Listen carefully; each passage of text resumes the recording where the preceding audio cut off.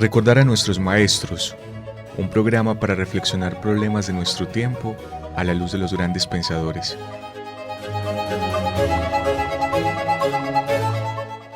Dirección: Carlos Mario González, profesor de la Universidad Nacional de Colombia, sede Medellín.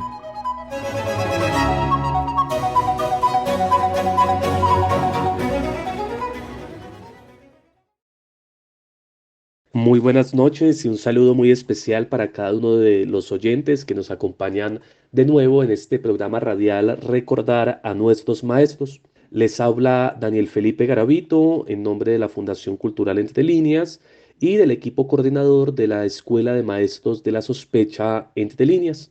Y quiero agradecer a quienes hacen posible este espacio antes de iniciar. En primer lugar, a Carlos Mario González Restrepo, quien dirige este programa de radio, a Jorge Benjumea, a la emisora de la Universidad Nacional de Colombia, a la Fundación Confiar, a ilibros.com, Al Pie de la Letra y a El Café Librería Umbral. Sin más, queridos oyentes, espero que nos acompañen en esta emisión y también en las próximas, los lunes a las 8:30, ojalá con el placer de escuchar.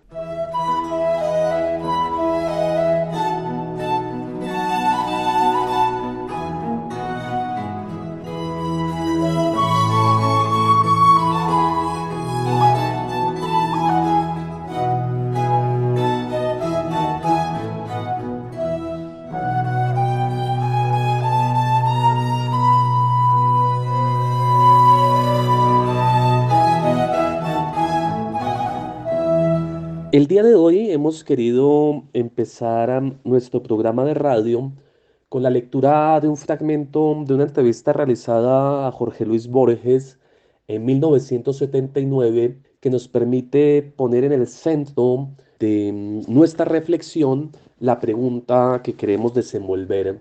Dice Borges: creo que la lectura obligatoria es un contrasentido. La lectura no debe ser obligatoria. Debemos hablar de placer obligatorio. ¿Por qué? El placer no es obligatorio. El placer es algo buscado. Felicidad obligatoria. La felicidad también la buscamos. Yo he sido profesor de literatura inglesa durante 20 años en la Facultad de Filosofía y Letras de la Universidad de Buenos Aires y siempre les aconsejé a mis estudiantes: si un libro les aburre, déjenlo. No lo lean porque es famoso. No lean un libro porque es moderno. No lean un libro porque es antiguo. Si un libro es tedioso para ustedes, déjenlo. Aunque ese libro sea El Paraíso Perdido, para mí no es tedioso, o El Quijote, que para mí tampoco es tedioso. Pero si hay un libro tedioso para ustedes, no lo lean. Ese libro no ha sido escrito para ustedes. La lectura debe ser una de las formas de la felicidad, de modo que yo aconsejaría a esos posibles lectores de mi testamento que no pienso escribir, yo les aconsejaría que leyeran mucho, que no se dejaran asustar por la reputación de los autores, que sigan buscando una felicidad personal, un goce personal. Es el único modo de leer. Y este apartado ha empezado nuestra reflexión porque me parece permite poner en el centro de nuestra atención el problema de la lectura en una de las vertientes en la que se manifiesta en el modo de producción capitalista que pareciera no dejar nada sin ser tocado. Y esa manera en la que se manifiesta es muy similar a la que ocupa el trabajo en la actualidad. Ese trabajo que siempre resulta como un conjunto de obligaciones insatisfactorias, como una actividad insatisfactoria en la medida de que es demandada desde fuera y que nada contribuye a el placer o la felicidad del sujeto, sino más bien que lo pone de espaldas, como ha dicho el profesor Carlos Mario, a su propio deseo. Esto se manifiesta en el campo de la lectura, haciendo de esta una obligación que la institución universitaria o la institución educativa hace del acto de leer cada vez más un profundo tedio. Y ese tedio, esa actividad insatisfactoria, va alejando progresivamente a los sujetos del placer de leer. Pero por el otro lado, igualmente se cierne un peligro sobre el ámbito del leer, que es el ámbito, el ocio improductivo. Ese caso en el que entonces se hace de la lectura un mecanismo para pasar el tiempo, como dice el profesor Carlos Mario, como si el tiempo no fuera ya en sí mismo escaso, en el que la lectura se hace simplemente por entretenimiento, pero sin que la lectura esté en la capacidad de transformar al sujeto que lee. Y esta oposición que Zuleta describía como una falsa oposición entre el trabajo improductivo, perdón, más bien entre el trabajo insatisfactorio y el ocio improductivo, en realidad constituye un círculo de la complementariedad que permite al trabajador, por un lado, cumplir con sus deberes que lo llenan de displacer para luego entregarse a una actividad que le permita reponerse, descansar y ganar siquiera un poco de satisfacción. Y es precisamente de allí donde es necesario sacar a la lectura y pensar en la posibilidad de hablar de una forma de leer que a la manera de un ejercicio espiritual se constituya en un trabajo productivo y a la par un trabajo satisfactorio o en otros términos para hacer la inversión en un ocio que pueda ser productivo. ¿Qué quiere decir esto? En una actividad donde podamos encontrarnos tanto con el placer de leer como con la posibilidad de que ese placer de leer esté en la capacidad de transformar cualificadamente la manera en la que nos relacionamos con nuestro propio ser, cualificar y transformar nuestro propio ser, el mundo y la relación que establecemos con los otros. Y la pregunta allí, a propósito de esto, es cómo abrirse a esa posibilidad. Zuleta ha mencionado que para que esto sea posible se requeriría de partir de una pregunta y sin embargo habría que preguntarle a Zuleta de dónde es que emergen esas preguntas que pueden hacer que la lectura y el acceso a los libros en términos estrictos, pero también al gran libro del mundo, como decían los ilustrados, sea una actividad posible. Y yo creo que en eso siempre es necesario hacer un añadido que tiene que ver con la disposición del asombro. Es el asombro el que abre la posibilidad de que en el sujeto la lectura ocupe un espacio fundamental. Ese asombro que nos hace reconocer que lo que nos es aparentemente más conocido y más familiar, en realidad puede resultar bajo la tensión de nuestros sentidos y de nuestra reflexión, puede terminar deviniendo como lo más enigmático y como lo menos conocido. De repente el lapicero o el computador que se halla enfrente de uno no resulta una cosa tan diáfana y tan clara como cuando nos desenvolvemos en el ámbito de la vida cotidiana, sino que puede manifestarse en su máximo misterio tal como se le manifiesta al poeta o al filósofo. Encontrar, abrirse, cultivar la disposición hacia el asombro es entonces el primer movimiento que habilita que la lectura encuentre un lugar en nuestro ser. E insistamos entonces en que ese asombro solo deviene en el sujeto cuando reconociendo lo más infamiliar y extraño dentro de lo más familiar, reconoce su propia ignorancia y aún con el vértigo y el nivel de desorientación que esto pueda generar, se lanza hacia el intento de comprender aquello que ha resultado asombroso. Y en ese lanzarse a la búsqueda de ese misterio aparece sin lugar a dudas la pregunta. La pregunta, la auténtica pregunta, es decir, no la pregunta retórica que parece estar preguntando algo cuando en realidad ya está poniendo en ella sus propios prejuicios. La auténtica pregunta es en sí misma una búsqueda.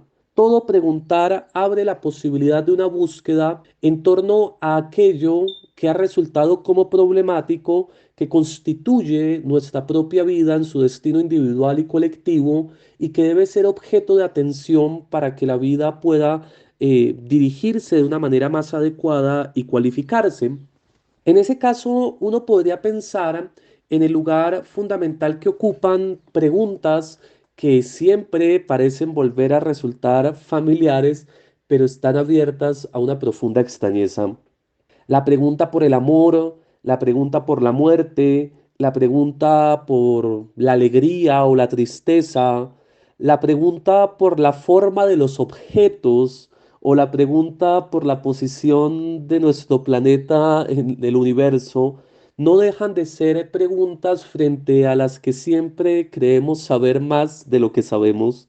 Y en esa disposición de creer saber más de lo que sabemos, inhabilitamos la aparición del asombro y no abrimos lugar al preguntar auténtico. Por el contrario, el preguntar auténtico reconocería entonces, sobre la base de esa profunda conmoción interior que implica el asombro, la posibilidad de disponerse frente a estos fenómenos como fenómenos, para decirlo con Heidegger, un poco parafraseando y forzando uno de sus textos, que son fenómenos de los que no se puede salir ni entrar.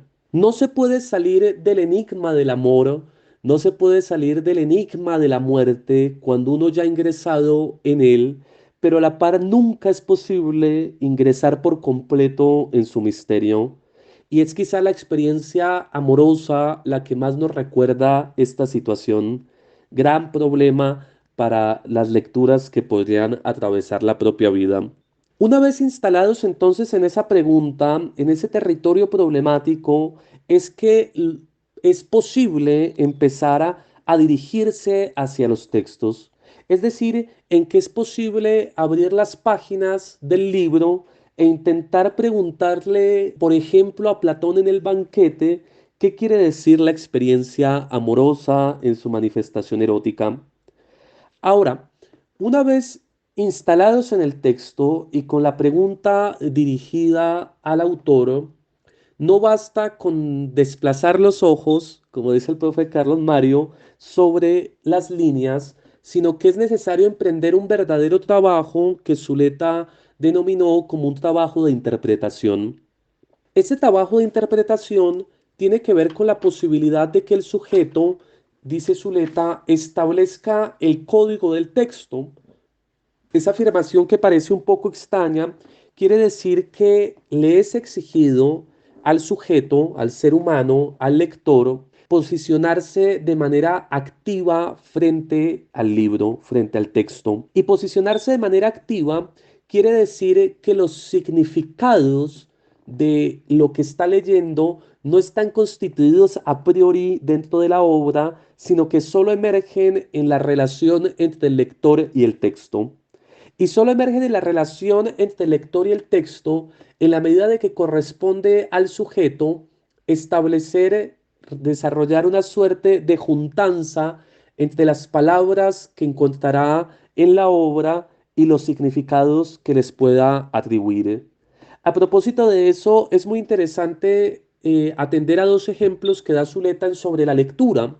Por ejemplo, si uno piensa el significante, la palabra mercancía, esa palabra mercancía en el ámbito del sentido común podría ser simplemente aquello que se expone en una vitrina.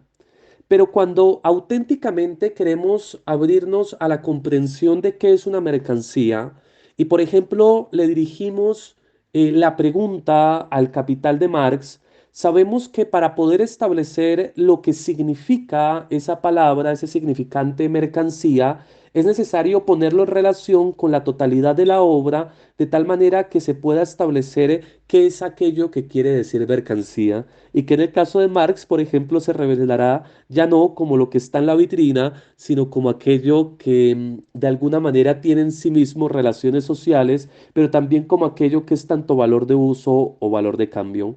O para dar otro ejemplo de Zuleta, que también es bastante interesante, uno no puede leer, por ejemplo, la Metamorfosis de Kafka creyendo que cuando se habla del alimento se refiere simplemente a aquello que sirve para saciar la necesidad, en este orden, digamos, del apetito, sino que por el contrario hay que establecer qué quiere decir el hambre y la falta de hambre, la falta de apetito en el personaje principal, que en ese caso, por ejemplo, se ancla a la posibilidad de no querer, digamos, o encontrarse con una vida que carece de sentido. Se ha perdido el gusto sobre las cosas.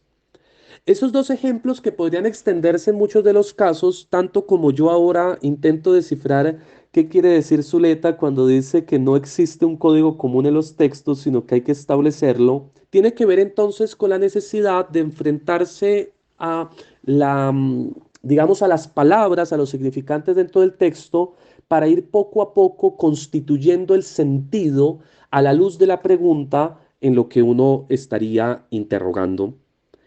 Y esa disposición para establecer de manera activa el trabajo del texto, en el caso de Zuleta, tiene que ver con una triple disposición que a partir de las tres famosas transformaciones del espíritu le permite dar cuenta de cómo disponerse en ese campo.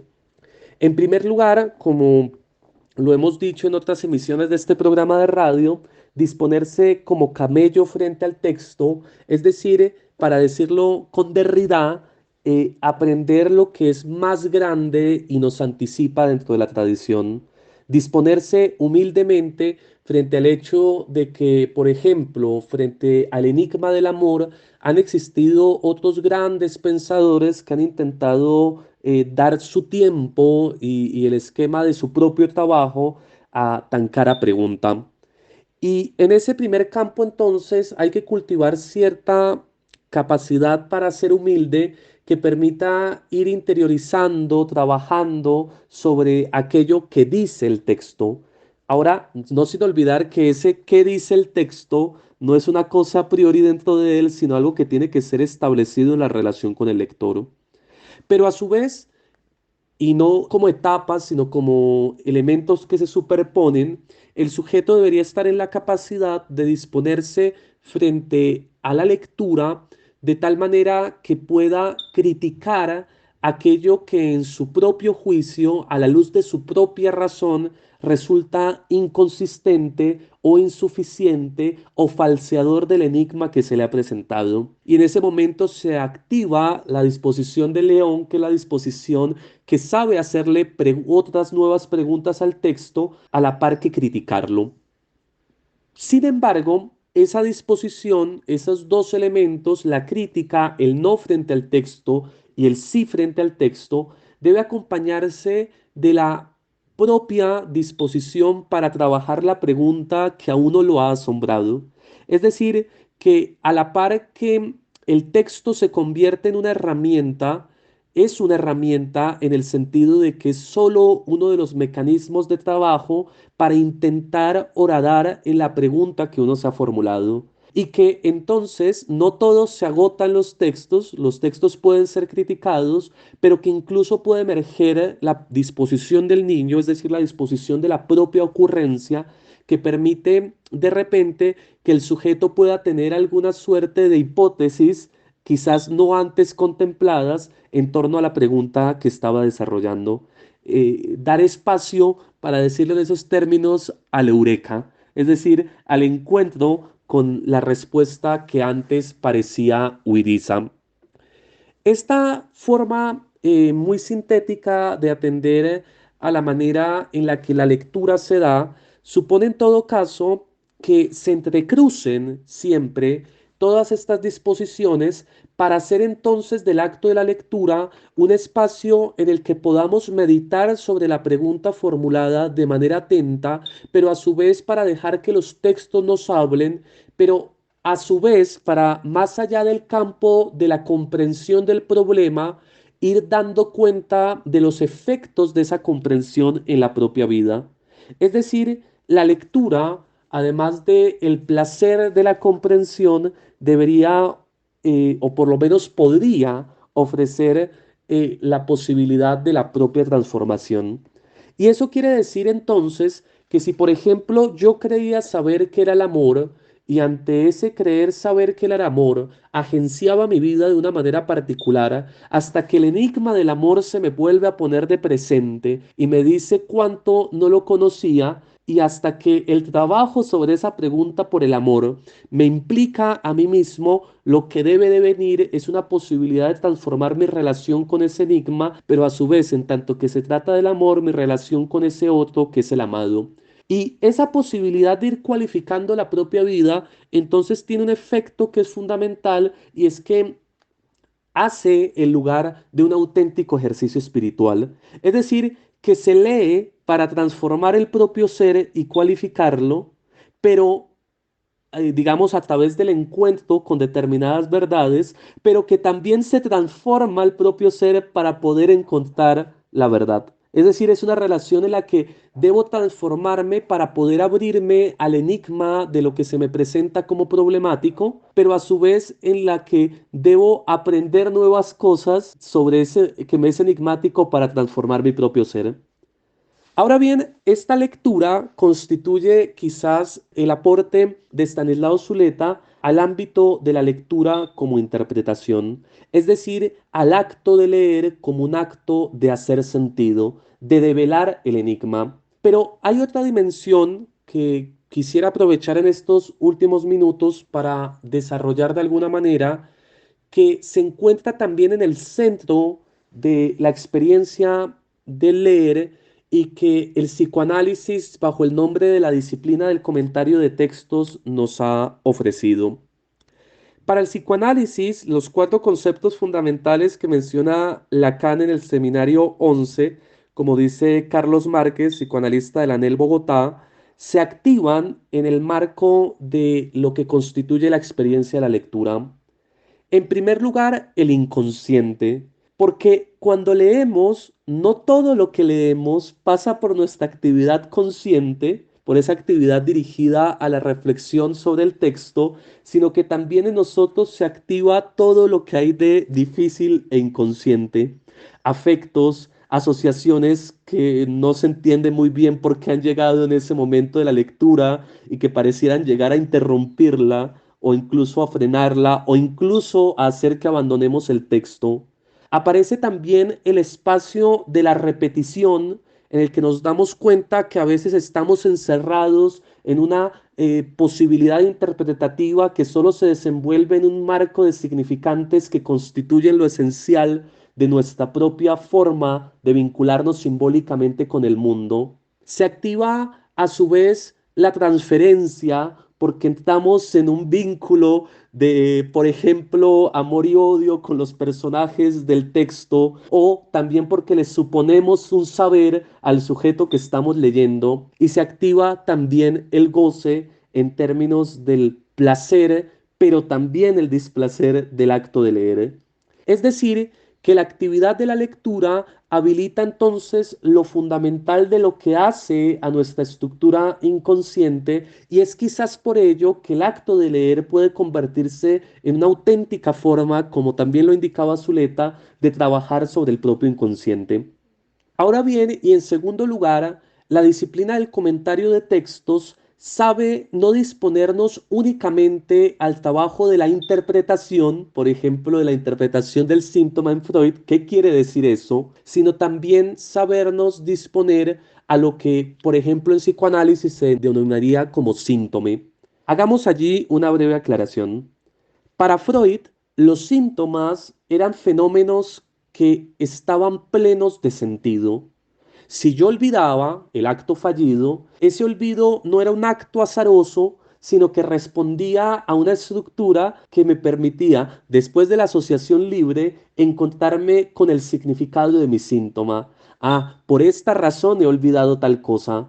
Por esta razón no puedo dejar de hacer lo que hago. Y entonces, en el sentido clásico freudiano, el tratamiento psicoanalítico permitiendo hacer hacer sentido el síntoma permitiría el efecto terapéutico en la medida de que se le podría dar un lugar a lo que estaba llamando desde el inconsciente. Pero lo que ha encontrado el psicoanálisis lacaniano, y en eso también Miller, en por ejemplo leer un síntoma, es que hay otra forma de lectura que se orienta ya no a lo que puede hacerse de sentido, sino a aquello que aparece y se resiste siempre como insimbolizable, a aquello que siempre retorna pero de lo cual no puedo dar cuenta, y a aquello que como mi real, porque responde a mi experiencia subjetiva, es decir, como mi inaprensible, siempre insiste.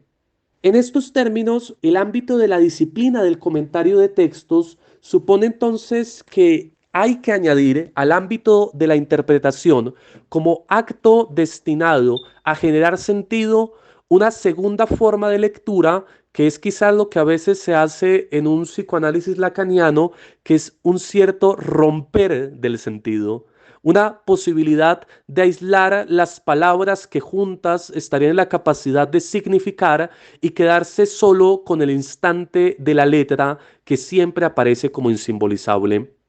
En ese sentido, podemos, por ejemplo, volver a la manera en la que Heidegger entendía el asombro.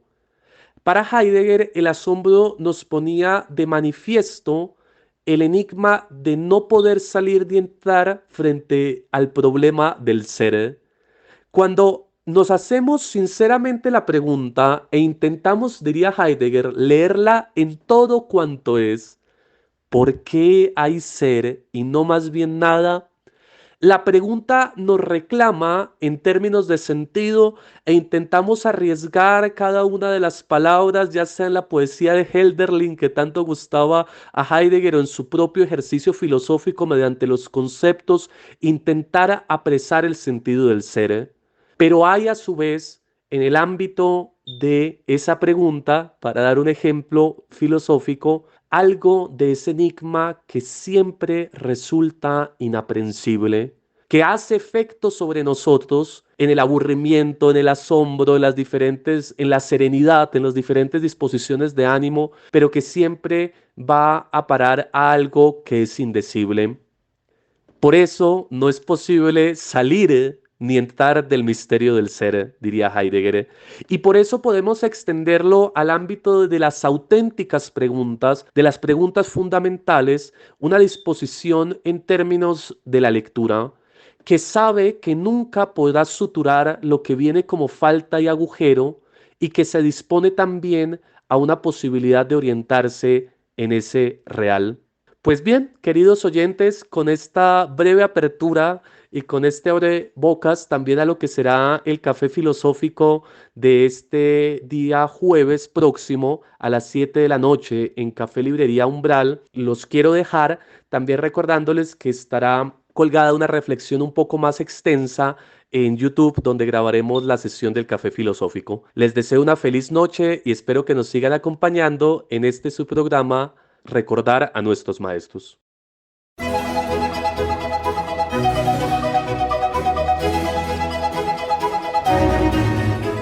Recordar a nuestros maestros, un programa para reflexionar problemas de nuestro tiempo a la luz de los grandes pensadores.